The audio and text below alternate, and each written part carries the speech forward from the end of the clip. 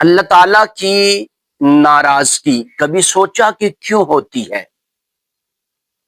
یا اللہ ہم سے ناراض کیوں ہوتا ہے؟ پہلی وجہ، جب وہ ناراض ہوتا ہے تو نماز کی توفیق چھین لیتا ہے، حرام تعلقات میں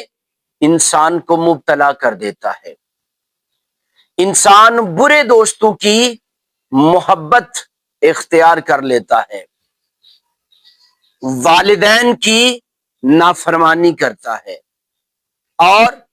گناہ بے انتہا کے کرتا ہے،